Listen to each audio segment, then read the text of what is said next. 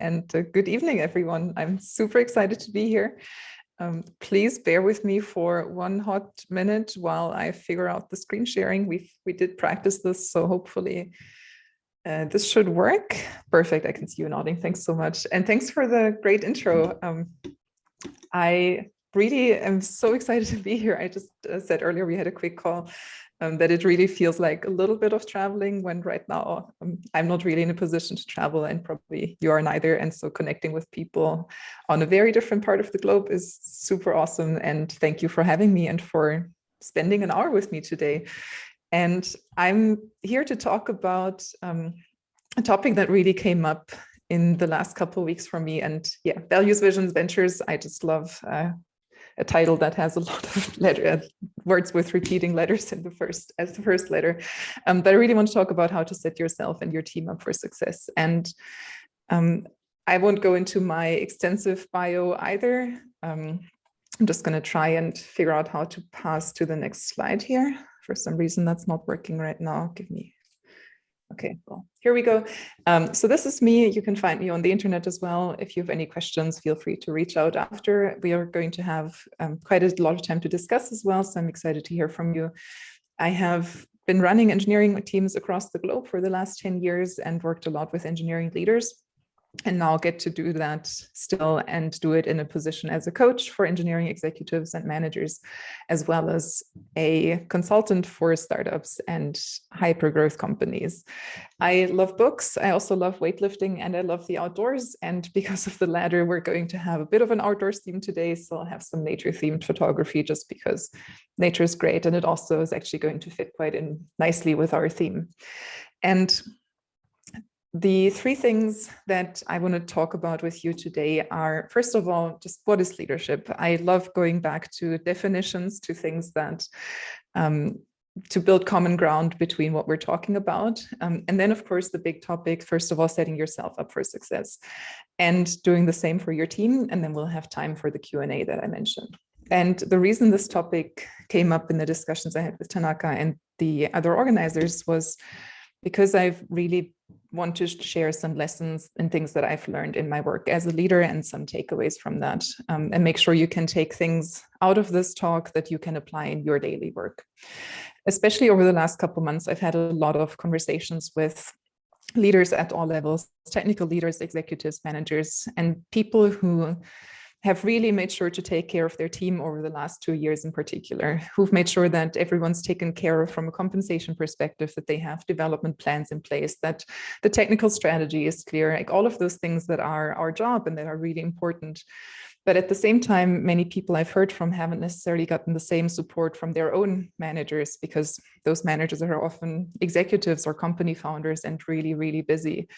And there's oftentimes, especially with very senior roles, there's an expectation that you take care of yourself, of your own development. And so these kinds of leadership roles become much more entrepreneurial in a lot of ways. So I basically would like to take this time we have today to offer up some tools for your development and to give you some things at hand that you can use to sit down, spend a couple minutes on reflection and figure out where you stand and where you want to go. Because you came here to learn and you're offering me your time, and you're all experienced leaders in many different ways. And so the best that I can offer for you is an invitation to take care of yourself as we close out this year. This is the last of these meetups in this year, and to give you a starting point to go into 2022. So the format I'm going to go with are mostly questions, and you'll see a lot of those. And questions are what I chose because I really like the power that they bring. They create change, they inspire innovation, they help us focus our thinking. And they're also really nice in the DevOps spirit, which a lot of companies employ these days, because they challenge the status quo and they challenge us to rethink things. I'll also have some resources for you at the end. And I just want to encourage you already to just pick 1 or 2 things that you're going to apply. And we will have a Q&A later. I put a couple questions here to get us started, just to get you thinking. If you have any questions throughout, as Tanaka mentioned, pop them in the chat, and we'll address them later on. So the first question can be, how can I apply this in my work? What challenges may I encounter? But also, what am I excited about or contemplating going into next year? And the last bit, and then we're done with the precursor and get actually to the meaty stuff. I have a small challenge for you because I know everyone's really busy. I appreciate you taking time for this today. And the challenge I want to give you is just pick 2 questions or actions that you're going to take and dedicate 1 hour to your growth in the next 2 weeks. Some of you may have some time off over end of the year. A lot of companies have some downtime. If you want to do it during that, it's also okay. And because accountability can be really hard, if you would like, you're welcome to email me. And if you need an accountability, I'll be your accountability buddy. Email me and tell me what you've learned in this process. I'll show this again at the end of this, but just as an idea and a suggestion for you. So let's go. The first question that I just would like to ask, you can keep your camera off, but if you can use the Zoom thing to raise your hand. I would just like to know who of you are technical leaders, like you're responsible for technical strategy, technical vision, or you're a senior engineer on your team. Could you raise your hand? It's awesome. So I can see 3, 5, 8, 9, 9-ish, 10 people if I'm not counting wrong. That's awesome. Thank you. And everyone else, if you, what are you basically any of you, sorry, any of you are, I'm trying to figure out a question that can be answered with a clear yes or no. Any of you who are people leaders, people managers, you run a team, run an organization, could you raise your hand? So 3 people so far, 4, 5, 6, 7. So we have basically a somewhat 50-50 mix, it seems so far. That's awesome. Thank you so much, because even if I can't see you, it's really nice to know a little bit, just a teeny tiny bit about you. Thank you. So as I promised, we're going to start by talking about what leadership actually means. There's this great quote from Robert Anderson and William Adams. I'll have their book, Scaling Organizations, in the resources as well, because I pulled a couple of quotes from them today. And they said that leadership is a calling to serve. And I believe that that's a really, really beautiful way to capture it. And so in this first part, obviously there's going to be a big word with an inspiring image. Let's talk about the foundations. And in the book that I just mentioned, Anderson and Andrews have this quote from Jim Geiger, who himself was a CEO, and he said that leaders bring the weather. And of course, the weather can look like this with a big thunderstorm and dark clouds. Or the weather can look like this, like a serene landscape, a sunrise, probably in the morning, the fog is just settling. And the way they describe that leaders bring the weather is that leaders define to a very large degree what can and cannot happen in organizations. They said that a great leader walks into a room, and that can also be a Zoom room, and everyone there notices, everyone is on notice, so they're on alert. And leaders set the tone, the mood, presence, and focus. And the way that leaders behave will bring the weather in the organization. Everyone who's there can feel it, can see it, experience it, and describes how it impacts them. They also know that the weather is going to support what they're trying to create or destroy it, and can also describe if the weather brings out the best in the individual employees and teams, or if it lowers their performance. And that means that the weather is really the leader's profile in action. The weather is how we show up to our people and how we tend to respond to certain situations or crises, but also what is and is not permissible to discuss, and so much more.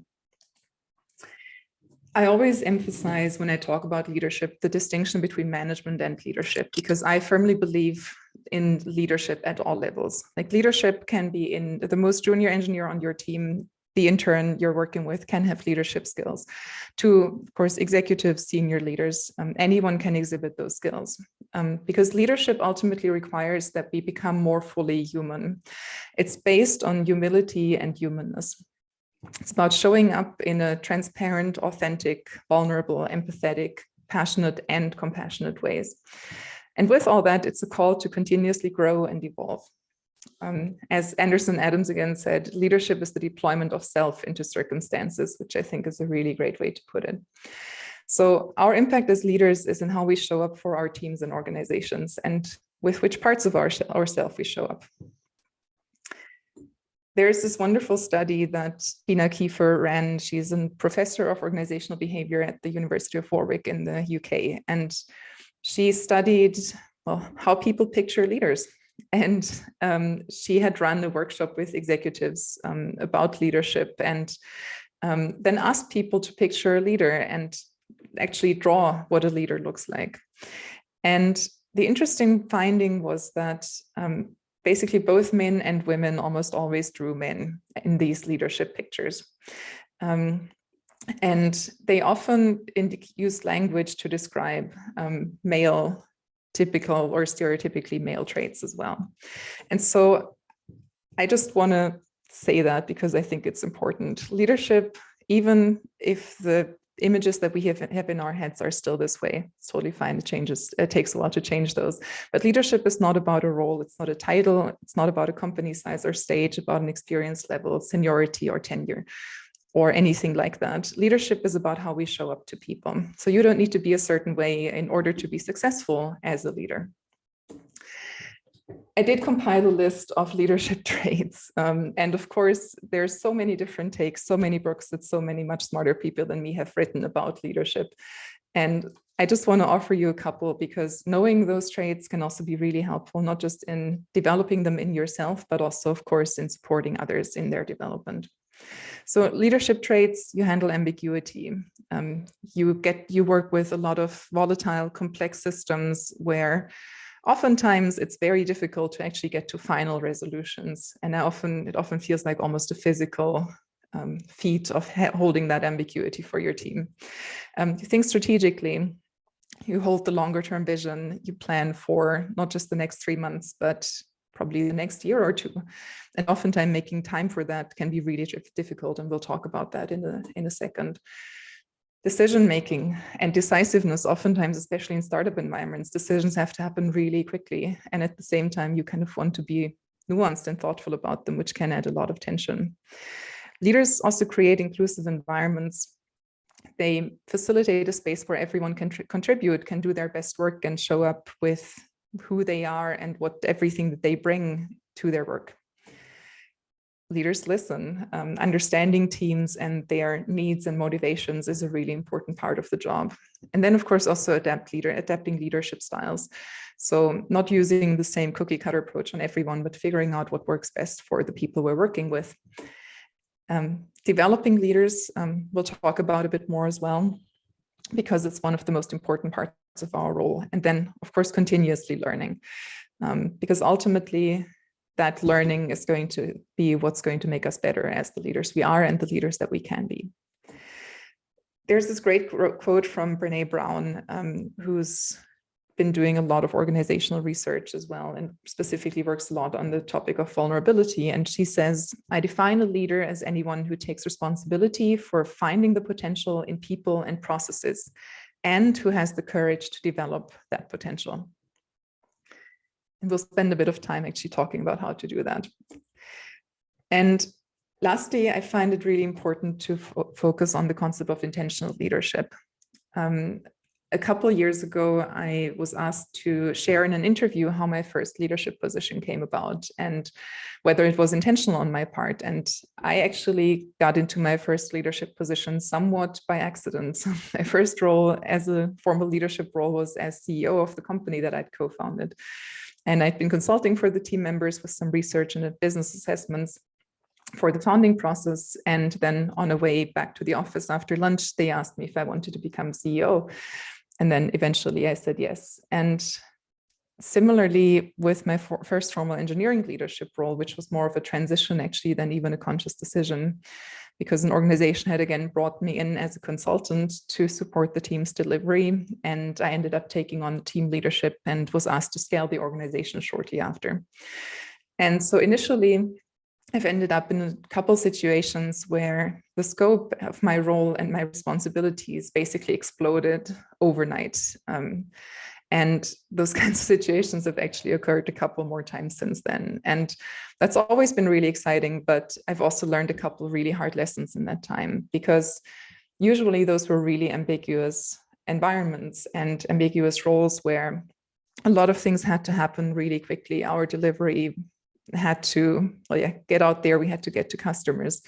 And so my role was very reactive, and I was leading mostly intuitively. I was relying on like my empathy and my communication skills and other innate traits that I brought as a person without actually knowing a lot of leadership frameworks or approaches that I could use. And so what that led to was that I didn't have a good sense of what it actually would take for me to scale my role and for me to be effective in this role longer term, but at the same time also what it would take for others to be effective in this role and in this work, because I was growing teams so quickly. So I was actually running out of space to do everything by myself pretty fast. And all of that ended up putting a huge strain on me. And in the end, also inhibited my ability to delegate effectively and build out better structures and systems for my teams.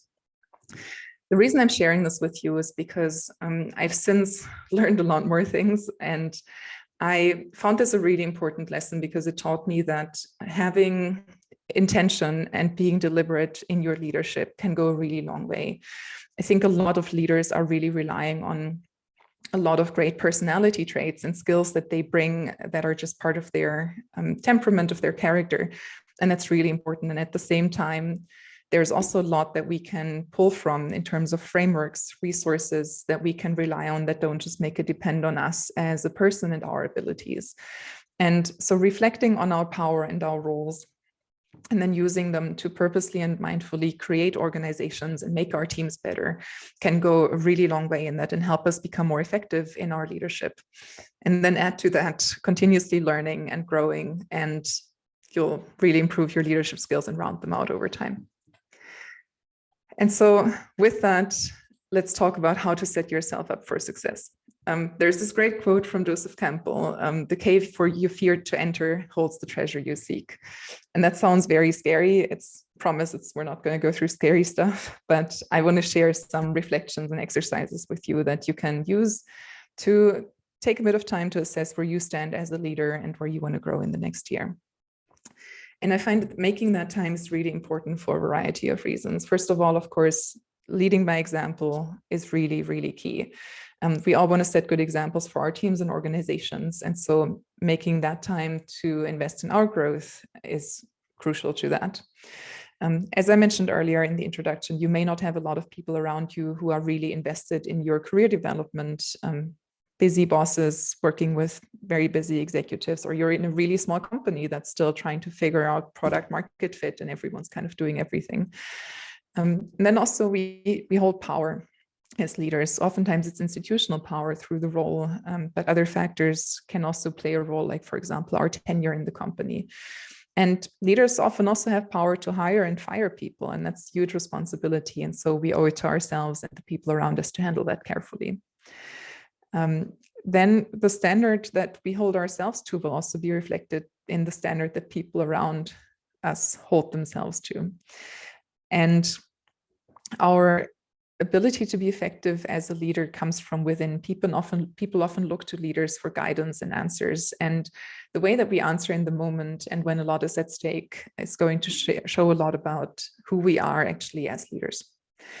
And so let's get started with how you're actually going to assess where you stand. I put together a couple of questions that I'm just going to walk you through. And the first one is really, what do I excel at? I love looking at people's strengths. I do believe that we all have areas for growth, areas where we can get better at, but building on strengths is really crucial because ultimately the things we're good at are often also fun. We may enjoy them, and we can build on them to also balance out some of the weaknesses that we all have. So where do I excel at, or what do I excel at? Then how and where do I have influence?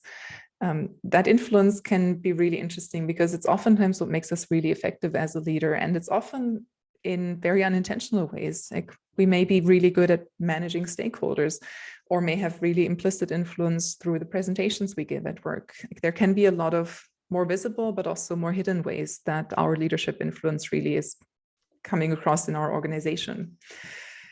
Then what brings me most satisfaction? Satisfaction with the work we do is really important. And on the flip side, also looking at what frustrates or challenges me.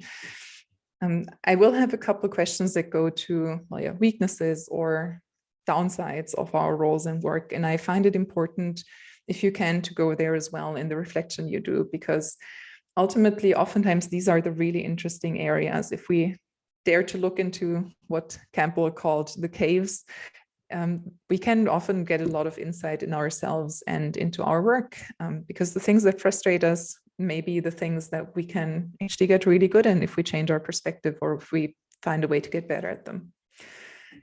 And then another point is, of course, what's the most common feedback I receive? Getting feedback as a leader can be really difficult, and finding ways to get structured feedback even more so. But if you have a manager yourself or leaders around you or peers, you can get some feedback from them. It can be a really helpful guidance too. And then, of course, last question, if I no longer worked here and wherever you work right now, what would my team miss about me and my work?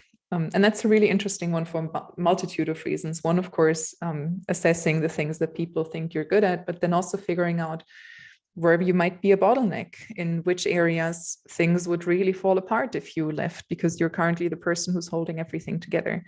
And those areas are often also the ones that can put a lot of strain on your work. So these are just some questions to assess where you stand right now.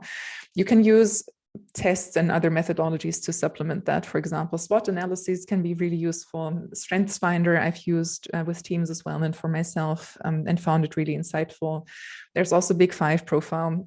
I pulled up a Forbes.com article earlier, and I think they had 35 different tests listed that you can use to assess your personality. So figure out one that resonates with you.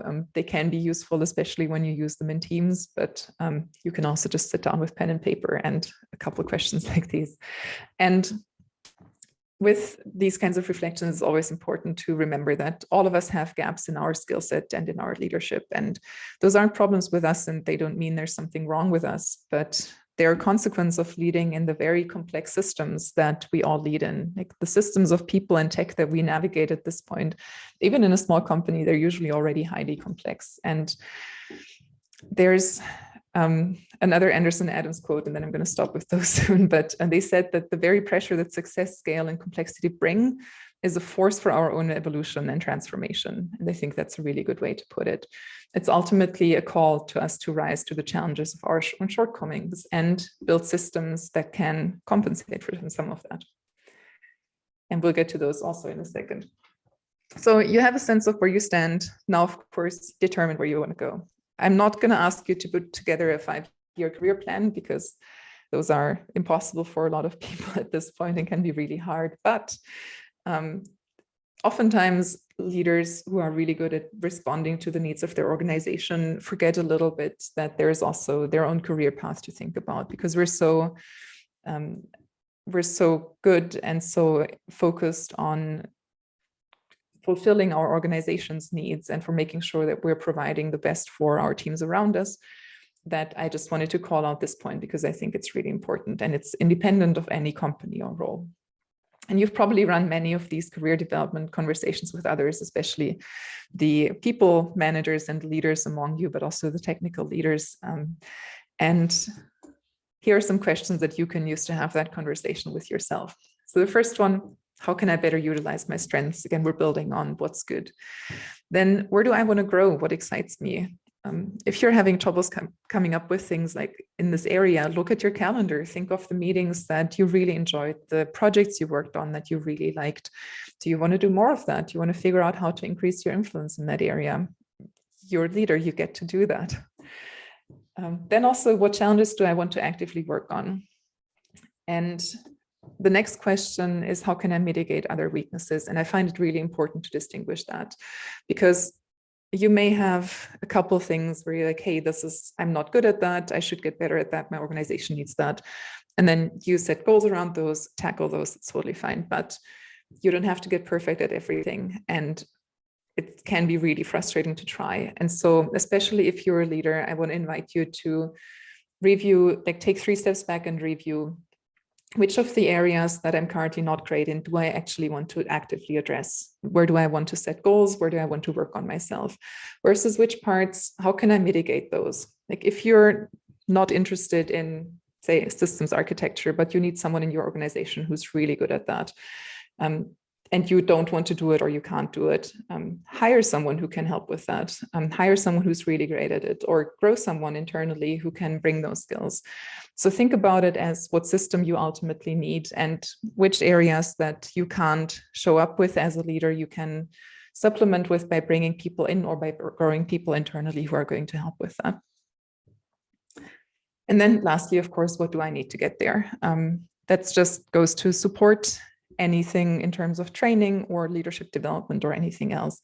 But make sure you get a sense of the things that you actually need to get to where you want to go. And one tool that I found useful in helping with all of that are leadership values. And so I want to talk briefly about them, because for me, they've over the years become one of the most formational parts of my work. For one, they provide guidance in times of uncertainty. And at least in my work as a leader, I've worked in a lot of high growth organizations or times of just high change. And leadership values also help shed light on difficult questions and help make tough decisions. They also remind us of who we are and what really matters to us.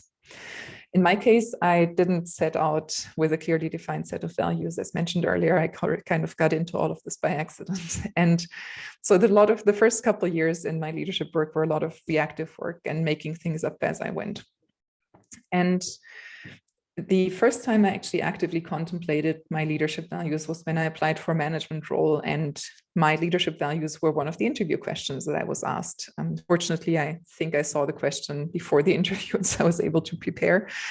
And so I contemplated what they are, and a couple of years later, I've reviewed them again, and I've been changing them a couple of times since, because I've changed a lot as a leader. I've learned a lot along the way, and I realized they didn't serve me anymore. And so these values may change and evolve as you change and grow. And for me, a lot of the values that I have at this point came from many difficult decisions that I made, from conflicts that I had, or from at least heated discussions I had with, for example, my own bosses, or directional changes in organizations that I was in, where I had to work out what my stance was going to be. And so I want to offer a couple points that you can use to come up with a set of values if you don't have them defined for yourself yet, or if it's something that you'd like to think about or that you'd like to reshape. And the first one is, how did I act in contentious situations? And how do I wish that I'd acted?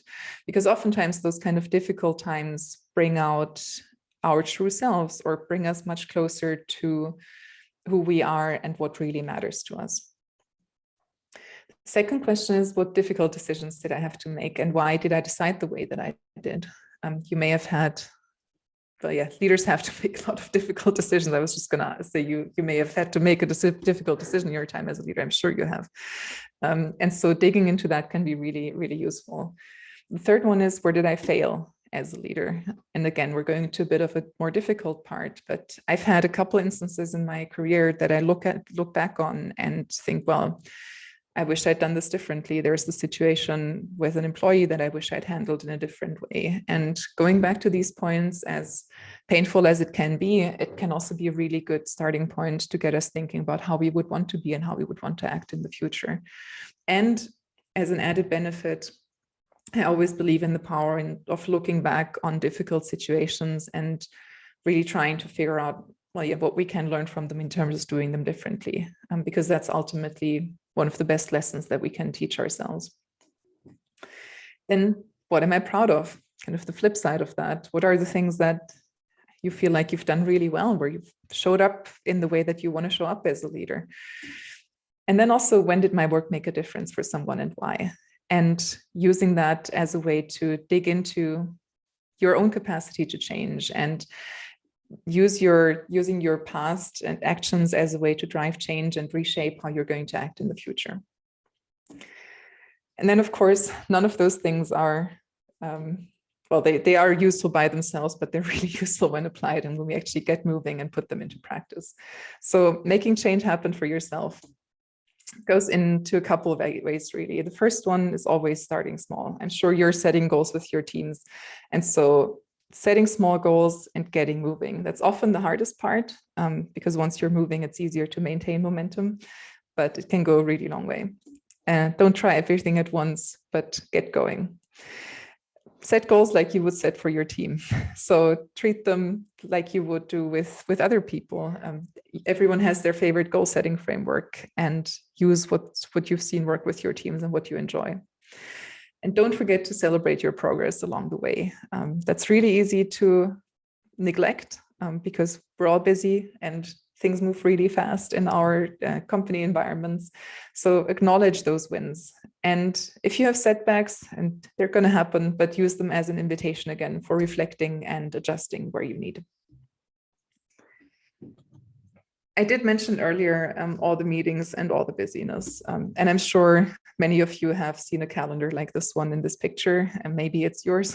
And it definitely used to be mine for a very long time. And one thing that I've learned in this time has been to focus on managing my energy instead of managing my time. And that was actually taught to me by a coach that I used to work with. Because I often had really, really late meetings, lots of meetings. They were often back to back, and lots of context switching between one-on-ones, skip level meetings, but then organizational things, executive meetings, strategic things. And so the way we changed things is that I would start my day every day with spending 15 minutes off the computer, just on a notebook, focusing on strategy. So writing some notes on strategy for the organization, where we're at, where we want to go.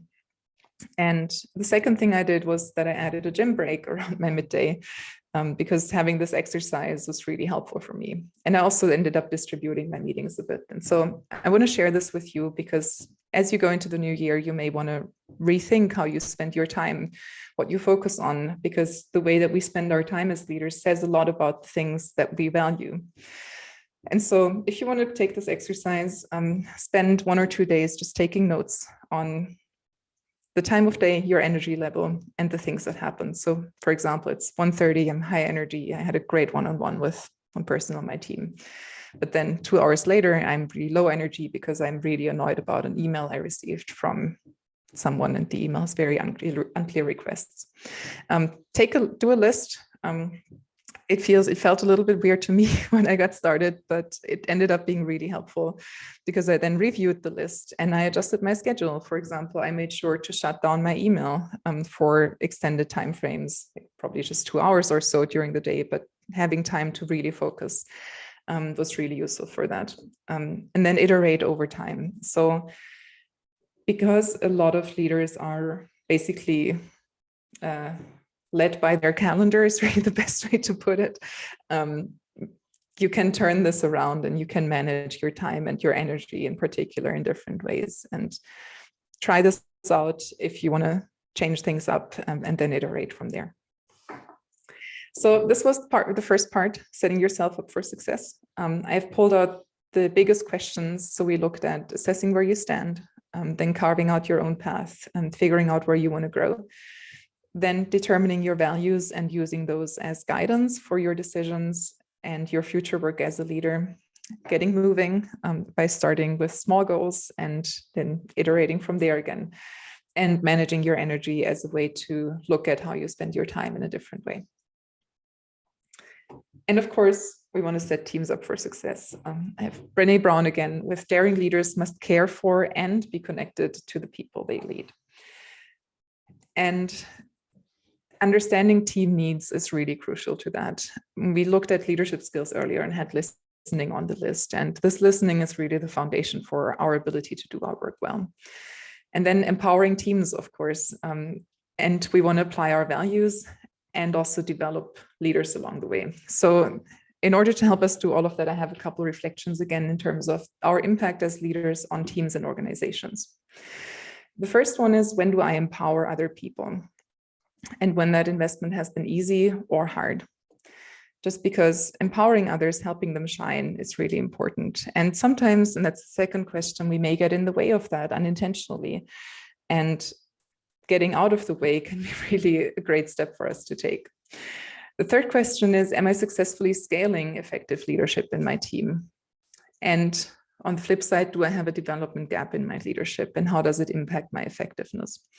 All of those questions really go towards our ability as leaders depends so much on our ability to develop the people around us and to build systems, and most of all, develop people and their skills in ways that we can rely on. And our leadership values that we just talked about can be really useful when applied to that. And I want to spend a couple minutes on that. So, because a lot of leadership things, oftentimes, of course, they're much more complex when actually applied in practice. And so I want to invite you to spend a bit of time earlier next year, for example, or later in this year, not just looking at yourself, but also at your team as a system, as an entity, and review what your team needs. So what do they need in terms of development, support? What skills are they missing? And how can you support them in adding those skills? Who's ready for bigger opportunities?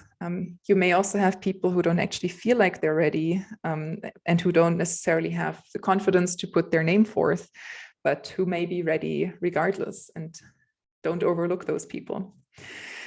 The fourth question you can use here is how to best balance team and business needs. And that can be a tricky question. And again, go to our values as leaders, because those kinds of challenges and oftentimes tensions are really what requires us to show up as leaders for our team. And I've mentioned a couple of times our responsibility in developing others. And so I want to look at that briefly as well, because it's one of our biggest tasks that we have as leaders. We can only be effective as we're growing leaders around us.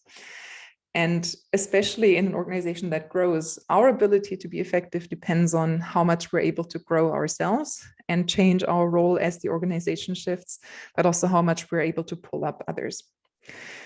I've grown a lot of teams in high growth environments from 3 to 50 people in 4 months, doubling and tripling organizations in 1 or 2 years.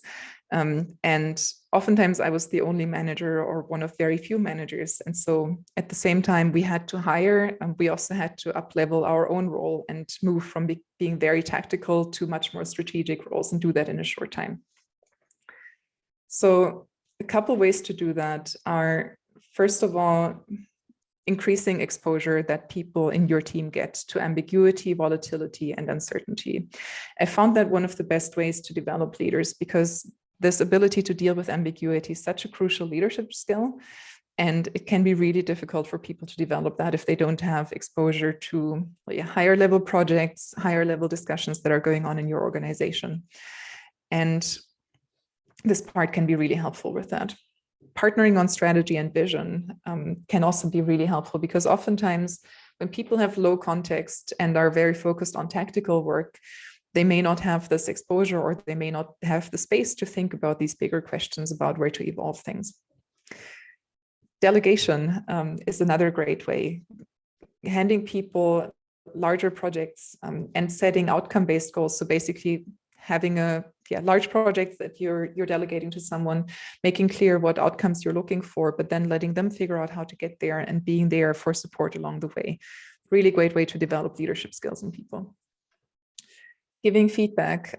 Feedback is often underutilized, and it's so easy to forget, especially when we're in distributed teams. And so making sure to share feedback, making sure that people understand where they stand, which areas they can grow in, and helping them learn through that is really helpful.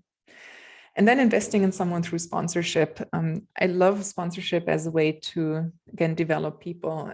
Sponsorship in that sense means really being invested in someone's growth, putting forth their name when opportunities come up, making sure to involve them in larger projects, having other people in the company know their name and pull them in for things as well. And with that, kind of rising or helping them rise in their role, and ideally beyond their role one day. And then, of course, succession planning as part of that as well. So looking at the system around us, and again, figuring out what your business needs, but also how you can develop other leaders and who you may need to step up, which areas you may have gaps in your team, and how you can support those people in their growth, or which areas you may want to bring in someone externally to complement the skills. So that was the third part. I'll just recap again real quick, because then we can move to questions very soon. So the first part of setting up your team for success was reflecting on the impact that you're having on them. So looking at where you can let others shine, where you can get out of the way, and then applying your values and assessing where your team stands. So what do they need? How can you support their development? part 3 then was developing leaders and investing them. So who can I sponsor? Who can I give larger opportunities to? And who can I expose to more ambiguity for their leadership development? I did promise to show the sea turtle again. So this is the reminder. If you would like to do that, pick 2 questions or 2 actions from all the many questions that I shared with you today. Spend an hour for yourself in the next 2 weeks. Go on a longer walk, sit down with a beverage of your choice and a notebook and reflect. And if you want an accountability buddy, you're welcome to email me and let me know how it went, because actions are really what transforms us as leaders. And I would love for as many of you as possible, and as many of you if you want to spend that time on yourself and your own development in the next couple of weeks, especially as the year closes out. The last words that I'll leave you with, and then we'll hop to the Q&A, is this poem from Maggie Smith, and it's called Future. And she writes, "The trick of the future is that it's empty, a cup before you pour the water. The future is a waiting cup, and for all it knows, you'll fill it with milk instead. It's one step beyond the step you're taking now. It's what you'll say next until you say it." So thank you very much so far for having me. And I really appreciate your time, and I'm excited for any questions. I do have some resources, the slides we're going to share with you, so you can take a look at them with some more books and some of the things that I referenced in the talk today. And now we'll move to the Q&A, and I'm going to stop sharing slides because I see there are some questions. So I'm super excited. I have not actually noticed them yet because I was very focused. Let me just stop the screen share. Aina, thank you so much. That was amazing. So much to learn from that talk. Yeah, I think it was great to be reminded what leadership is about at the start and the core of the talk on reflections. So as we end the year, we remember to pause and not just autopilot into the next year without thinking about where we're trying to get to, where are we currently at.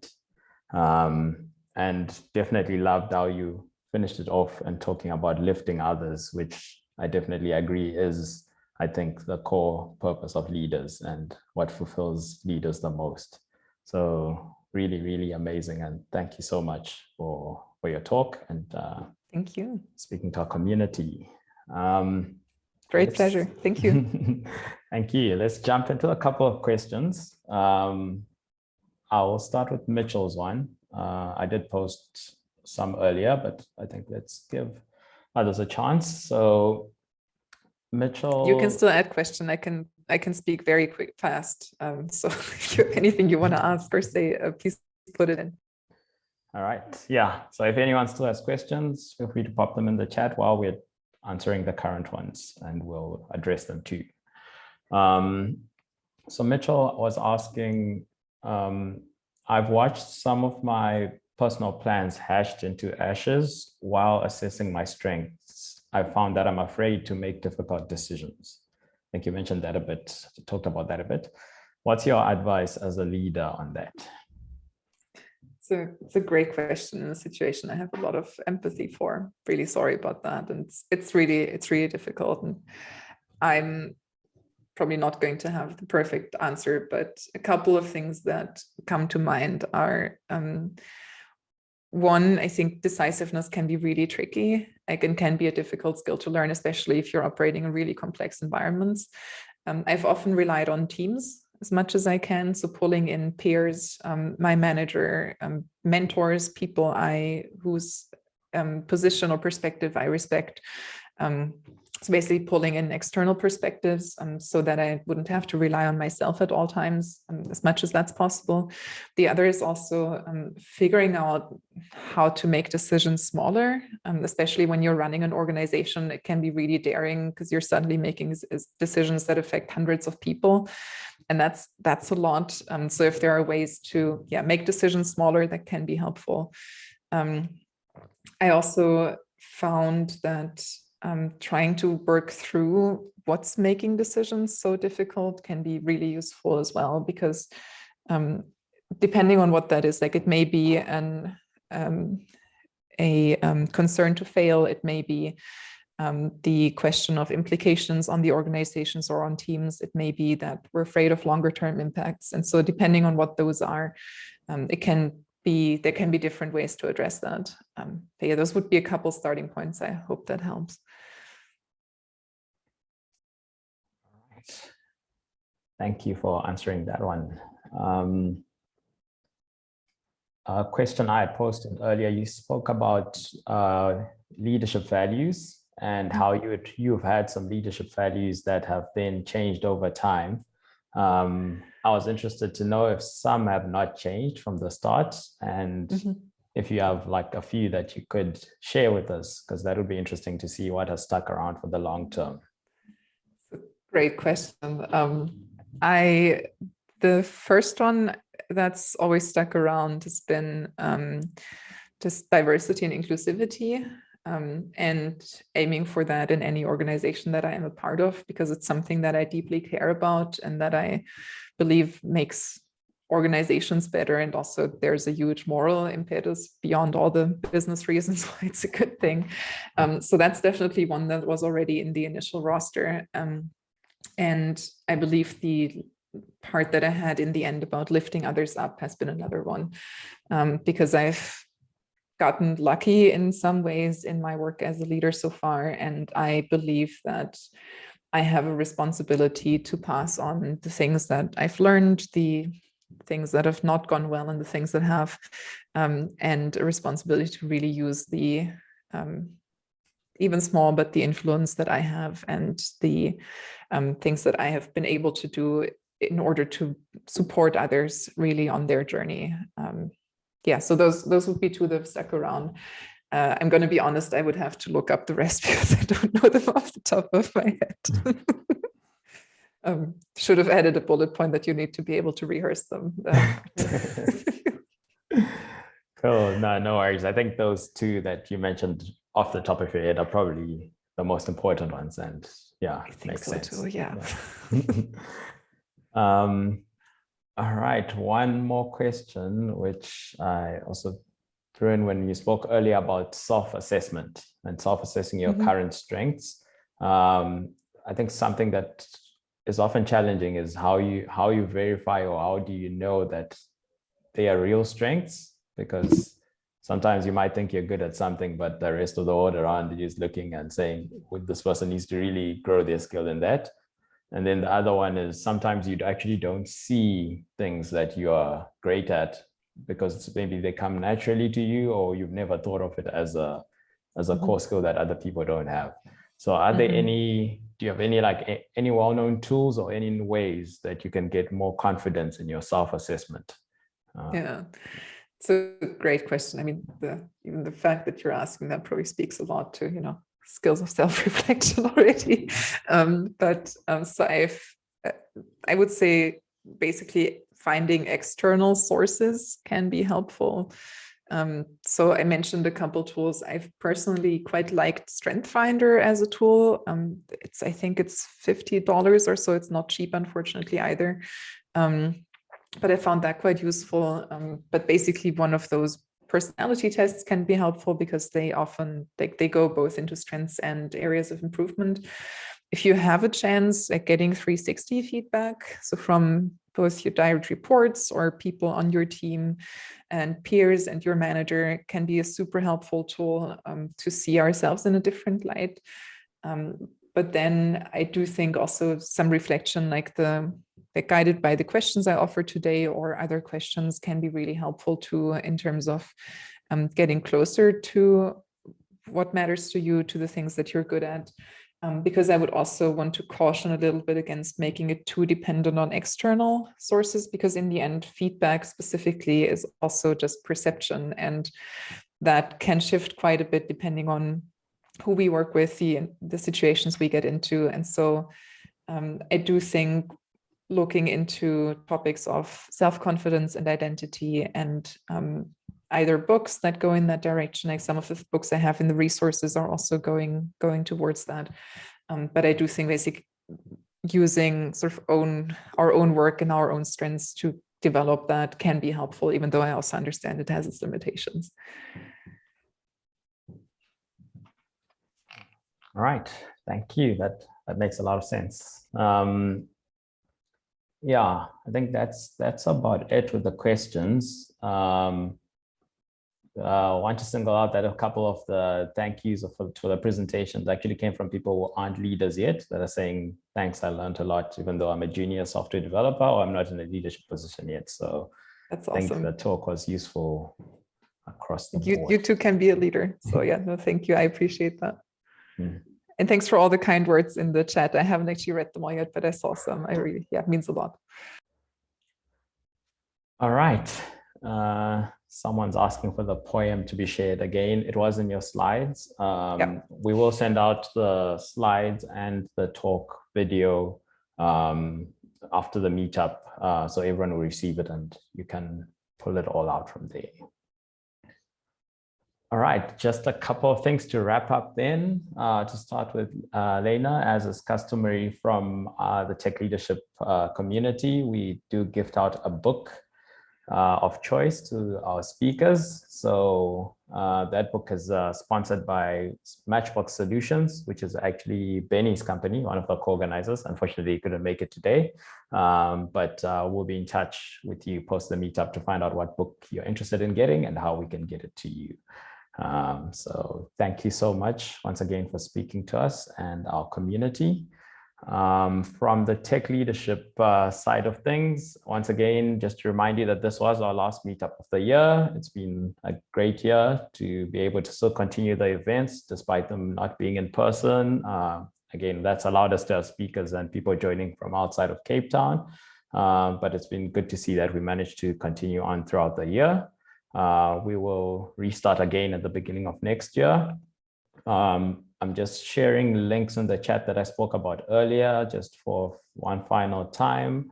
So I spoke about our newsletter, which will go out after this meetup. If you're interested, just sign up from that link. You'll receive resources that are curated, that are related to tech leadership and can help you learn even more. Same with our Twitter account that shares more tech leadership material on a day-to-day basis. And finally, offers in, I think the link is now working again, but I'll also push it out post the meetup just in case there's another issue. If you do want to stand a chance of winning some swag from offers in, you can use that link and sign up and fill up. And to finally thank our sponsors, Peach Payments and Offers in, once again for supporting our community and helping us host events like this. And I think that's it from us. Thank you once again, Leila, and thank you for everyone for joining. Have a good evening and good holidays ahead. Stay safe, and we'll all see you next year.